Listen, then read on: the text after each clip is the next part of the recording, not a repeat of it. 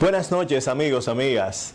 Bienvenidos a su programa Claro Oscuro. Hoy con un programa bastante especial y contando con la simpatía de doña Sandra Castillo. Realmente nos sentimos sumamente honrados y sobre todo tener la oportunidad de un gran artista, un gran político, que es el caso, por ejemplo, de Johan Jiménez. Johan Jiménez, el piano de Venezuela, también con una trayectoria política importante, con el cual vamos a hablar temas interesantes que son noticias de momento.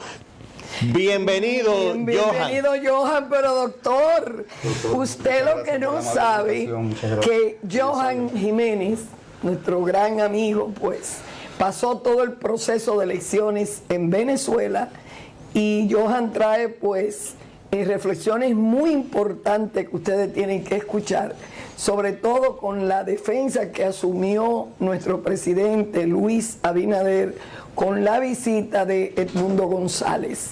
Decirles a ustedes que este programa de hoy está cargado de cosas interesantes y una de ellas que vamos a comenzar es analizando un poquitito el tema de la visita para cumplir una agenda bilateral de Marcos Rubio, ahí, déjemelo ahí, a Santo Domingo. En primer lugar, imagínense, viene por encima de países aliados y enemigos, según la plataforma electoral que marcó el retorno al poder de Marcos Rubio con su movimiento republicano MAGA.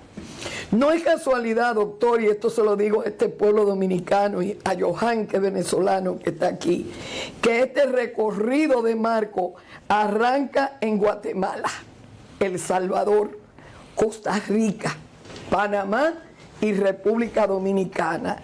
Naciones centroamericanas, doctor, que poseen intereses comunes y conflictivos con Washington, que las ha seleccionado para asegurarse su predominio geopolítico de la región en momentos que las dictaduras, aquí está Johan de Venezuela, la dictadura de izquierda y gobiernos socialistas se afianzan en el poder y la agenda liberal, esa agenda, doctor, de la despenalización del aborto, de matrimonio homosexual e ideología de género, se abren camino en el continente. De las 5 naciones, 3, Costa Rica, Panamá y República Dominicana, renegaron de Taiwán y reconocen a Beijing, mientras que Guatemala y El Salvador dan razón a Taiwán.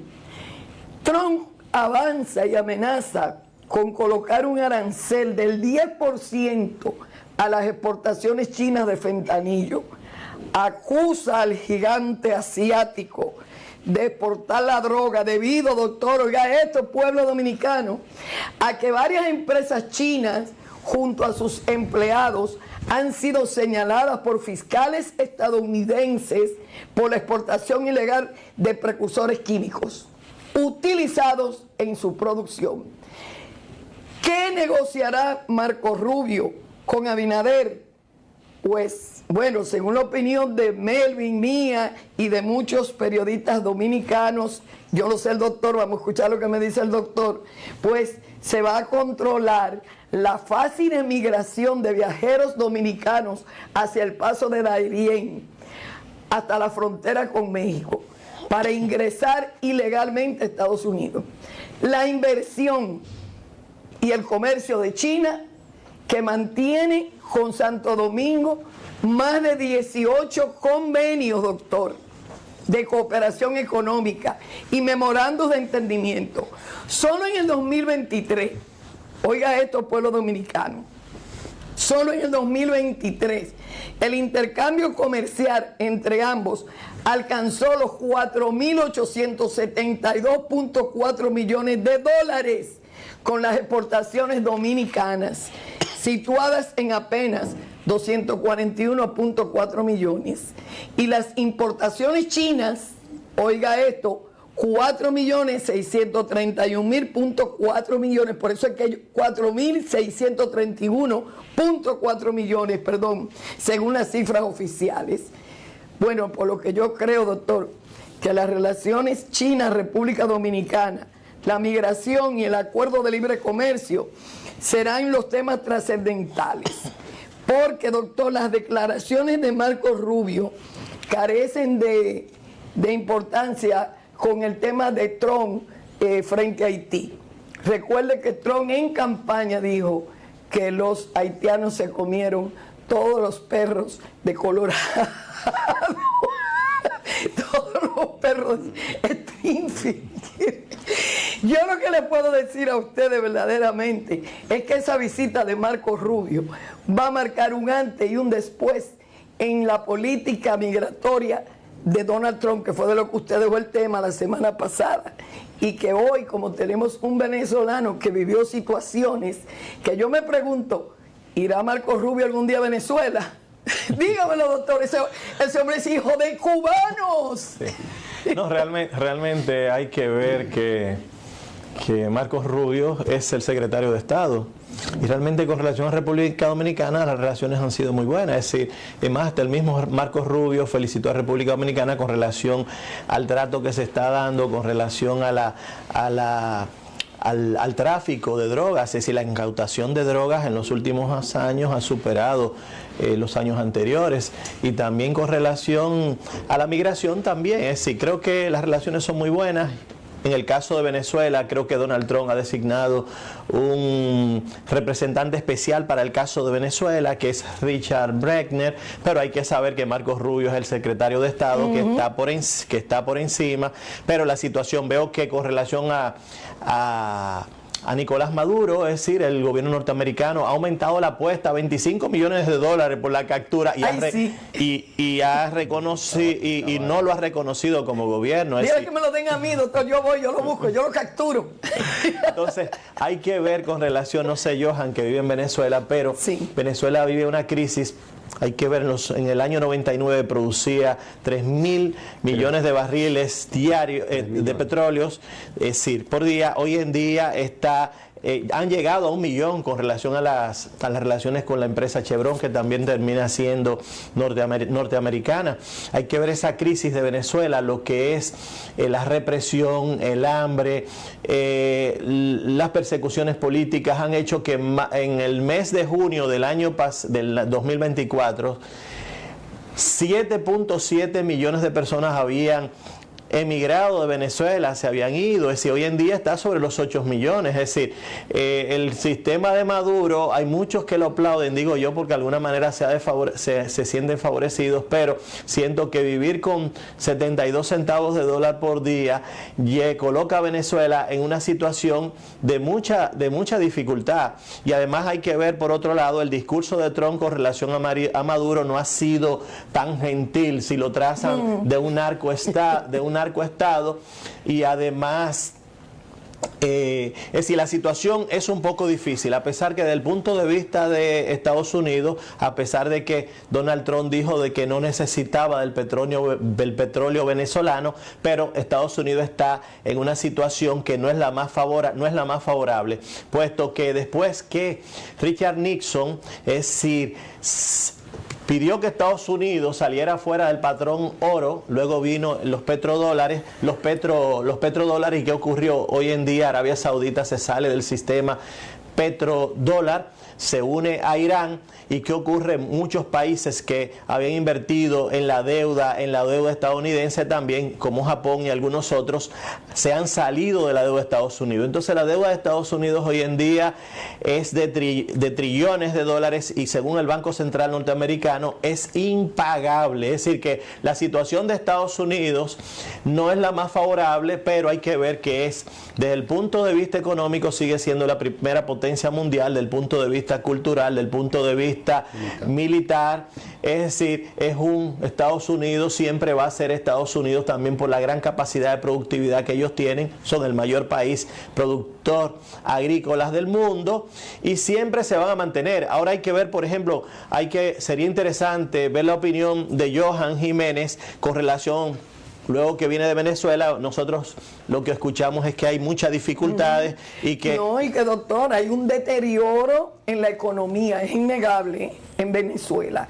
Entonces, como Johan vivió la situación y estuvo allá, Johan podría decirnos ahora si ese deterioro es real, si son deterioros por comentarios políticos, cómo está esa población, pero yo creo que primero hay que comer es primero, ¿verdad, doctor? Y qué bueno es conversar con un músico que recorrió Venezuela entero con una orquesta que tiene más de 85 años, que fue la famosísima orquesta de Don Billo Frometa, y que Johan y el hijo de Don Billo, Amable Frometa, son los actuales directores de la orquesta que está haciendo éxitos en Colombia, en la cual están pegadísimos. Pero vamos a ver cómo está pegado Johan en la política de Venezuela. Cuéntanos, Johan, ¿cómo fue el proceso electoral allí? Y la pregunta clave que te hizo el doctor, el tema de la economía en Venezuela. Bueno, ante todo, muchísimas gracias, doctor, doña Sandra, por esta amable invitación que me han hecho aquí a este prestigioso programa en Santo Domingo, República Dominicana. Me hablas del 28 de julio. Bueno, el 28 de julio entendíamos todos los venezolanos que estamos fuera y dentro del país que iba a ser un día de fiesta nacional, pero no fue así, por ahora. Por ahora no fue así. ¿Fue de luto? Bueno, no de luto, de esperanza. Los venezolanos nunca han perdido la esperanza de entrar en un proceso plenamente democrático. Estamos en vísperas de una apertura internacional de apoyo a Venezuela con más fuerza que antes. Indiscutiblemente, pues lo que pasó en Venezuela el 28 de julio no se puede tapar el sol con un dedo, pero sí se puede cambiar a un país entero a través del voto. Y el voto fue implacable. No tengo que decirlo yo, esto lo sabemos los venezolanos, lo sabe el mundo entero. Cuál fue la respuesta contundente del pueblo venezolano en torno a una campaña presidencial que ya estaba vista por el mundo entero. Es la segunda vez que sucede, pues nosotros esperamos pues que sigamos pues con ese ímpetu de esperanza de que en algún momento pues se abrieran los caminos hacia una democracia plena en Venezuela y que serán reconocidas las victorias electorales que no han sido reconocidas en el pasado ni en el presente. Nosotros tenemos la firme convicción de que Venezuela merece un gobierno profundamente democrático. La democracia se fundamenta en dos principios fundamentales. El primero, que es la alternabilidad del poder, y segundo es la voluntad del pueblo. Y la voluntad del pueblo venezolano, pues en algún momento tiene que ser respetada por quienes hoy ejercen el poder político en Venezuela. Sí, no, realmente diría yo, si el Consejo Nacional Electoral le dio una votación a Maduro un 51.2, perdón, y a González Urrutia, es decir, un 42%, es decir, es como una burla frente a la misma sociedad y al mundo.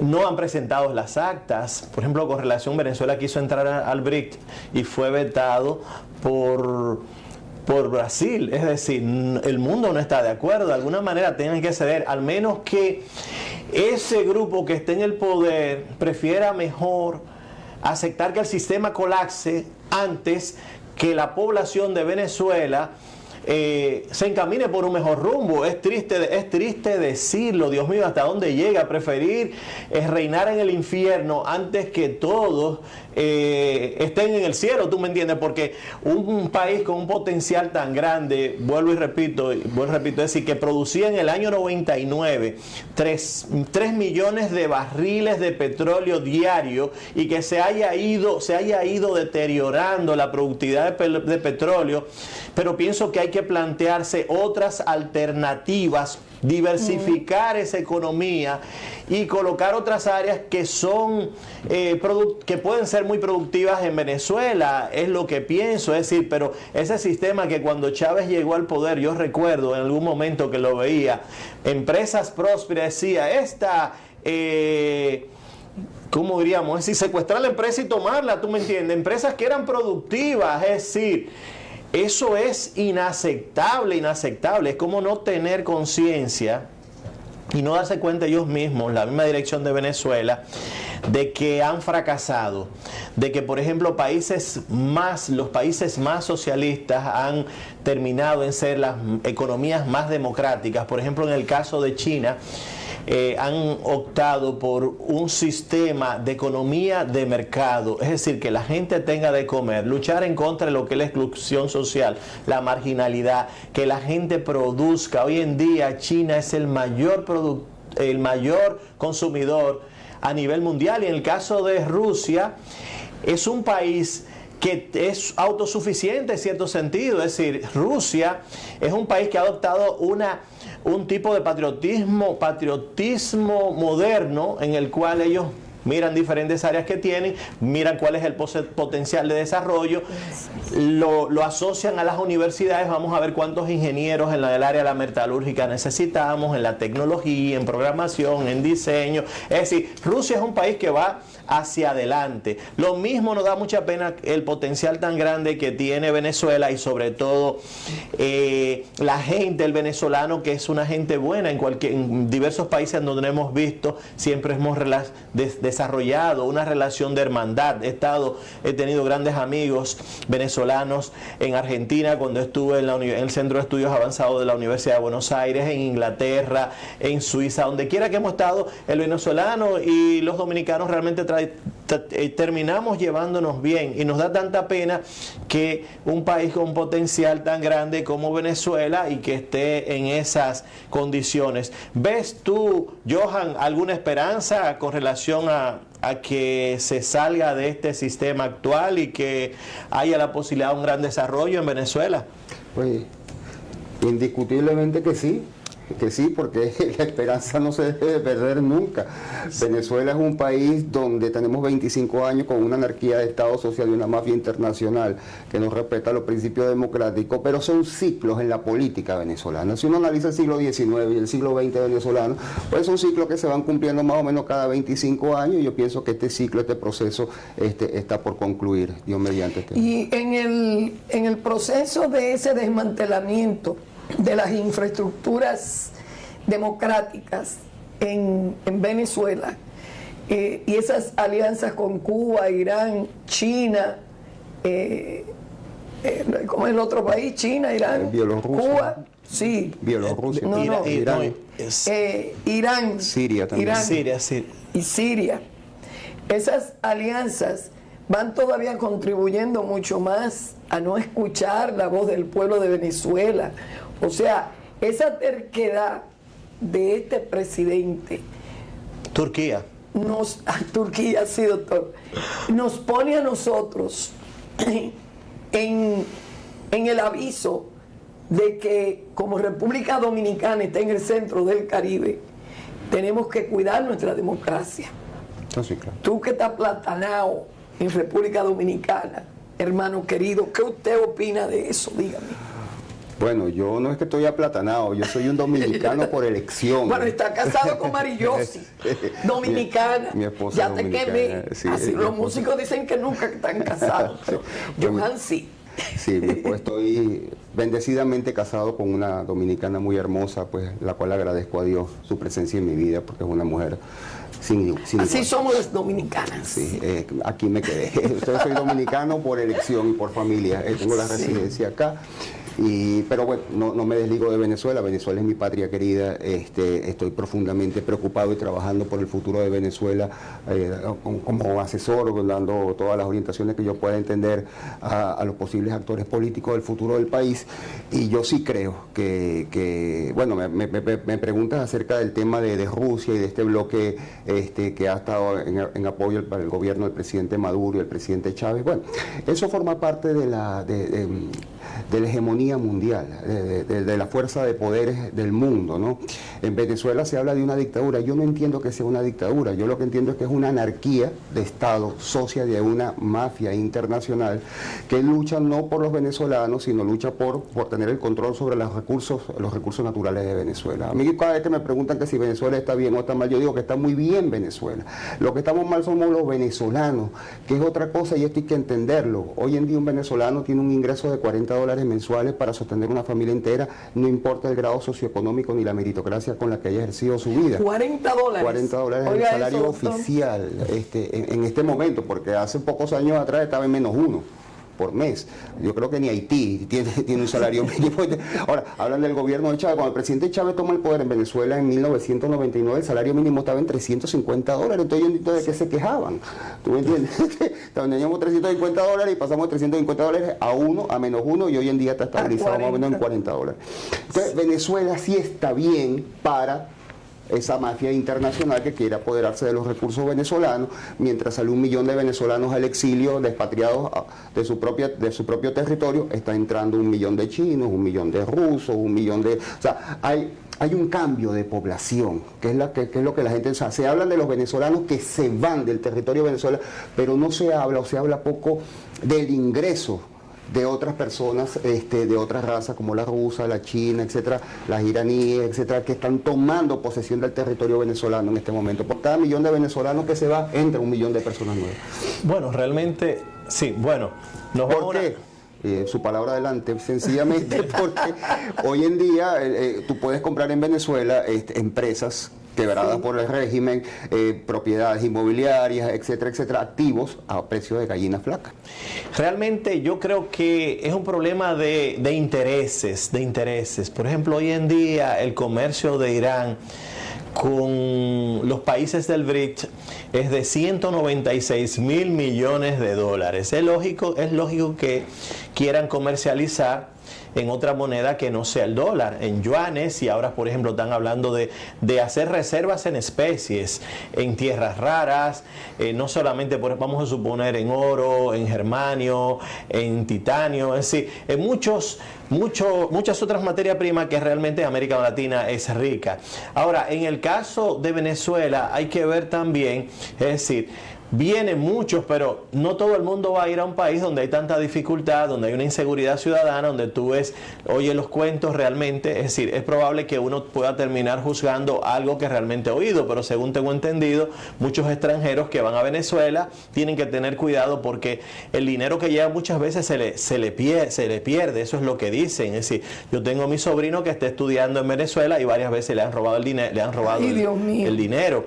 Entonces, ¿qué quiero decir? Es decir, creo que el sistema actual no es lo más favorable. Sí hay una gran parte de la población que apoya el sistema. Creo que esa pequeña parte de la población bajo la cual se apoya ese sistema, creo que están en condiciones de pobreza, y lo que hacen es que lo mantienen con la esperanza de que lo van a sacar de la pobreza, pero en el fondo van a seguir siendo pobres. Es decir, doctor, hay 9.3 millones de venezolanos con deterioro alimentario que no se alimentan, y calcula la población de Venezuela. Entonces, Johan, que tú allí puedes decirnos cómo está la alimentación, si la gente come, si el gobierno le da comida a la gente, o qué es lo que está pasando con los que no apoyaron. Porque yo recuerdo cuando Guaidó en aquella asamblea, usted recuerda que lo reconocieron como presidente, ahí hubo una esperanza, pero Guaidó quedó guaidado. Guaidado dicen los ibaeños aquí, guaidaron el hombre. Entonces, yo no sé qué pasó que lo guaidaron, pero ¿Qué podrías decir? ¿Qué tú me podrías decir de eso? Bueno, la imagen del presidente Juan Guaidó es un precedente importante. Ese interinato creo que fue importante para Venezuela en el proceso de reconstrucción. Tú no puedes desmontar 25 años de un régimen de gobierno en 25 días, eso no es verdad. Recordemos que el presidente Chávez se presentó en la arena política venezolana a través de un golpe de Estado en 1992. Él entró en la arena política venezolana con las armas. Yo no estoy llamando a que en Venezuela haya una insurrección militar, pero tenemos que entender que este proceso proviene del intento de un golpe de Estado en 1992 del presidente Carlos Andrés Pérez. Entonces, Hugo Chávez y el presidente Maduro hoy, que en su momento siempre ha sido, digamos, el segundo al mando, se presentan ante el país con armas en la mano y entran en la arena política venezolana, donde luego, pues, en el 99 pues, se legitiman como así lo hizo Fidel en Cuba. Okay, pero entraron a través de las armas. Esto nunca un venezolano debe de olvidarlo. Esto es muy importante porque no se trata de un partido político convencional que no nació de la democracia, sino nació de un levantamiento militar. ¿Tú crees que ha faltado valentía para que entren con las armas como entró Fidel a Cuba y como entró Chávez a Venezuela y como pueden ustedes pues levantarse y entrar con... Oye, a mí me la dejan. Y sinceramente, porque para que mueran miles y miles de venezolanos y de niños que están sufriendo y padeciendo a esta hora. A esta hora hay niños en Venezuela que no han comido, y niñas. Y en el mundo no lo sabemos, pero sí lo tenemos comprobado. Entonces, ¿cómo es posible que un pueblo esté sometido a tanto sufrimiento porque los poderes políticos quieran dirigir, adueñarse y crecer y multiplicarse a nivel de todo el Caribe, América Latina, Centroamérica? O sea, lo que no entendemos nosotros es que si se ha preparado una agenda con más de 60 países, o sea, o ha faltado valentía en los países que están preparados para enfrentar este régimen, o no entiendo. Tú como venezolano quizás podría explicarlo mejor, ¿verdad, doctor? Sí. O usted me puede decir también, porque usted es un experto. No, yo creo que los intereses hay que tener cierto cuidado, pienso, porque eso tiene que ser en base a un diálogo entre esas grandes potencias que tienen intereses en Venezuela y llegar a acuerdos favorables. Ahora, yo creo que esos actores del socialismo no se dan cuenta que se equivocaron. Es decir, cuando tú te lees el marxismo, que es una crítica del capitalismo, tú te das cuenta de que Marx llamaba que los medios de producción debían estar en manos del proletariado, es decir, de la clase obrera. Ahora, ¿qué pasó? Es decir, él llamaba a una revolución del proletariado, pero en ese sentido se equivocó y ellos se dieron cuenta. ¿Qué hizo Mikhail Gorbachev? Mikhail Gorbachev puso las fábricas y las empresas en manos de la clase obrera, y la clase obrera ¿qué hicieron? En vez de reinvertir en las empresas, ¿qué hacían? Sacaban el capital. Entonces, ¿qué ocurre? Las empresas fueron decapitalizando, se les dio oportunidad de que tuvieran acceso a los bancos, se crearon bancos, cooperativas. El sistema de dinero, que eran dos sistemas de dinero, uno a través del Estado, que era un sistema monetario del punto de vista a través del sistema de informática, el internet y eso, que no era un dinero físico, y el dinero físico con el que pagabas. Entonces, ¿qué ocurrió? Al unir esos dos dineros, entonces crearon un excedente. Entonces, bajo el sistema de pago único, donde un producto debía valer lo mismo en cualquier lugar de Rusia, ¿qué pasó? Esos mismos que una vez fueron obreros se compraban a precio único y lo sacaban fuera. Entonces, ¿qué pasó? Creó una escasez dentro de Rusia, creó una crisis política y creó también, por ejemplo, una crisis económica. Entonces, ese es el espejo que tenemos. Cuando los medios de producción caen en manos de personas que no han contribuido a su desarrollo, las cosas no van bien. Creo que en Francia hay algunos proyectos de desarrollo corporativo donde la clase obrera puede tener hasta un 35% del valor de la empresa, pero no más. Es decir, hay que tener cierto cuidado. Entonces, ellos no se han dado cuenta que se equivocaron, que en el manifiesto que llamaba a una revolución del proletariado no era lo más correcto. Marx sigue presente desde el punto de vista de la teoría de la lucha de las clases, de la explotación de las masas, del proceso de globalización que estamos viviendo, pero el punto de vista de la dialéctica también. Es decir, hoy en día no se adapta porque todo el proceso no se dio en una relación de explotación obrero-patrón, no, fueron la mayor parte de sociedades campesinas. Entonces, hoy en día yo no entiendo cómo esa clase política de Venezuela no entiende, o están colocando más el orgullo por encima de la razón. Hoy en día hay que hablar de economía de mercado, libre emprendedurismo, libertad de comercio. Es decir, hoy en día es otra cosa, la única manera, capacitando, integrando de tal manera que la persona pueda producir bienes y servicios, generar riqueza, tener autonomía, desarrollo, capacidad de suplirse todas sus necesidades básicas y lo que es de autorrealización como individuo y como persona. Es decir, mientras más personas produzcan es mejor, que no sea un grupo de personas que se están beneficiando de todo lo que es la economía venezolana y que el pueblo viva en condiciones de dificultades. Es lo que pienso, son intereses, pero de que no quieren aceptar que se equivocaron y otros países se equivocaron y quisieron, retomaron el rumbo y hoy en día van por un sendero de mayor desarrollo, es lo que pienso. No, ¿y qué pasará con los venezolanos que están en Estados Unidos ahora mismo con la nueva política migratoria del presidente Trump? Sí. O sea, ¿hacia dónde lo devolverán a Venezuela? Bueno, se acaba Esa gente ni muerta quiere ir a Venezuela. Se acaba de la reactivar mayoría. el parole ahora mismo. Estuve revisando las noticias de esta semana y el parole se reactivó, ¿no? Bueno, tú dices algo muy interesante, hablas de la clase política venezolana. En Venezuela no hay clase política y lo digo con toda responsabilidad. El gobierno del presidente Maduro es un gobierno netamente militar. No es el rojo el color del partido del gobierno del presidente Maduro, es el verde oliva. Siempre ha sido un gobierno militar. Lo más nefasto que ha sucedido en Venezuela fue esto que llamó el presidente Chávez la unión cívico-militar. ¿Okay? Esa unión cívico-militar ha impedido que la Fuerza Armada tenga un pensamiento propio y actúe como lo que es, como Fuerzas Armadas. Cuando se vulneran los intereses fundamentales de la República en cuanto a lo que es la democracia, es donde la Fuerza Armada debe acompañar al pueblo. Lo que sucede hoy en Venezuela es responsabilidad única de la Fuerza Armada Nacional venezolana. Y lo digo con total responsabilidad y con total sentimiento patriótico. No es posible que el pueblo haya tratado de defender su propia democracia solo, sin el apoyo de sus Fuerzas Armadas.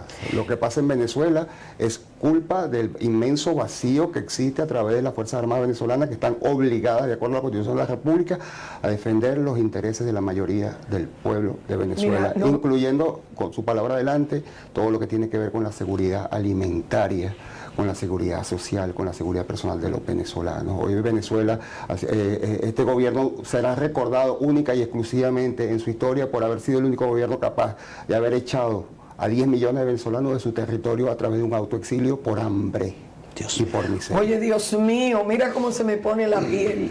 En esta despedida del programa de hoy, que me llené, me impacté, me llena de tristeza escuchar a Johan, y muy recientemente vino de Venezuela y verdaderamente nosotros pues nos solidarizamos, nos compenetramos con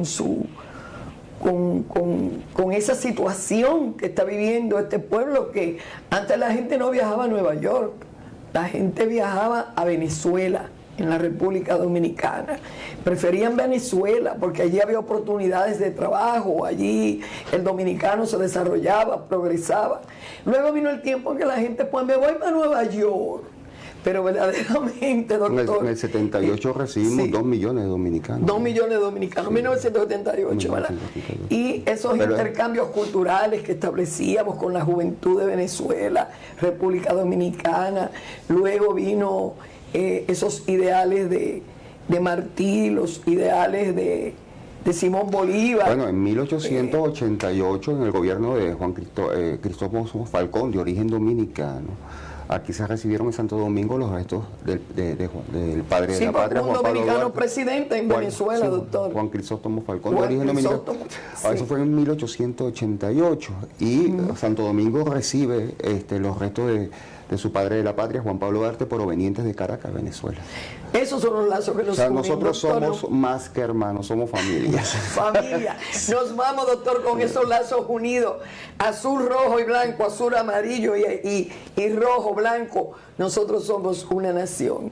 Y nosotros los dominicanos y dominicanas, ya lo dijo nuestro presidente, sentimos como si tuviéramos sangre venezolana.